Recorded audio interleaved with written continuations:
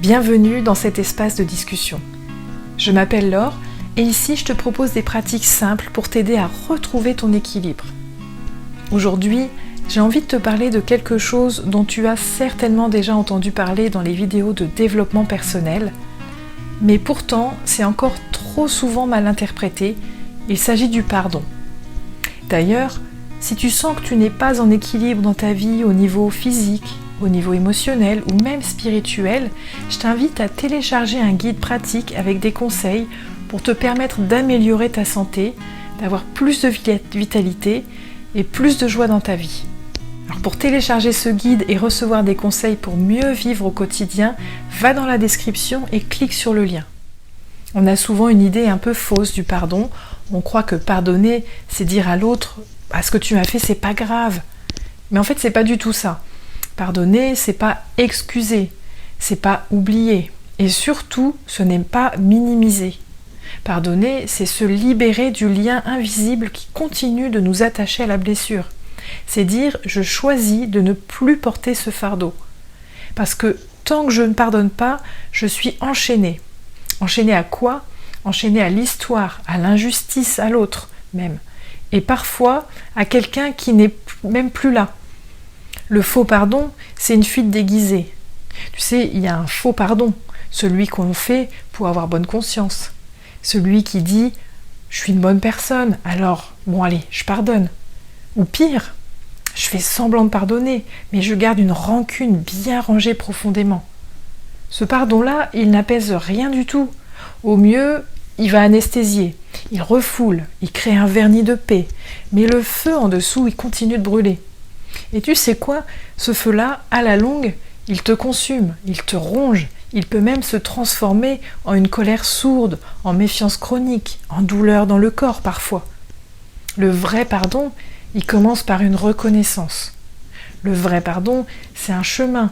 Il commence toujours par oser reconnaître la douleur. Dire « oui, j'ai été blessé, oui, ça m'a fait mal ».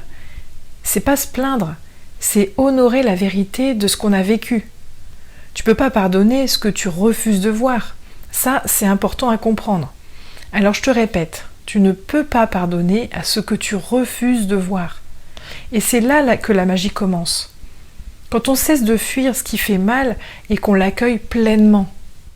Le vrai pardon, c'est un acte d'amour envers soi. C'est se dire « je mérite la paix, je ne veux plus vivre en réaction à ce passé. Je choisis de me libérer, pas parce que l'autre le mérite, mais parce que moi, je le mérite. » Pourquoi pardonner nous rend plus forts ? On pourrait croire que pardonner, c'est être faible, c'est laisser passer, c'est se faire avoir. Mais en réalité, pardonner, c'est prendre la responsabilité de son bien-être. Et donc, reprendre le pouvoir sur sa vie. Quand tu pardonnes, tu refuses d'être une victime. Tu refuses que l'autre continue d'avoir un impact sur ta paix intérieure. Tu redeviens maître de ton espace mental et émotionnel. C'est un peu comme si tu changeais de fréquence. Tu arrêtes d'émettre la douleur, tu recommences à vibrer la paix. Et ça change tout. Ton regard, ton corps, tes relations, tu vis autrement. Et si on parlait maintenant du plus dur, celui qu'on évite souvent, le pardon à soi-même. Toutes ces fois où on s'en veut d'être comme ci, ou pas assez comme ça, toutes ces fois où on s'insulte ouvertement, devant tout le monde, comme si c'était normal. Eh ben non, c'est pas normal. C'est pas normal de s'infliger autant de reproches, souvent parce qu'on a fait une erreur, ou alors on s'est trompé de direction. Pardonner les autres, c'est souvent un peu plus facile, mais se pardonner à soi, c'est se faire le plus beau cadeau, celui de ne plus se punir. Parce qu'on ne peut pas se construire un présent aligné si on reste en guerre avec ce qu'on a été hier. La question qui vient maintenant, c'est comment se pardonner ? Alors, comment on fait ? Par où on commence ?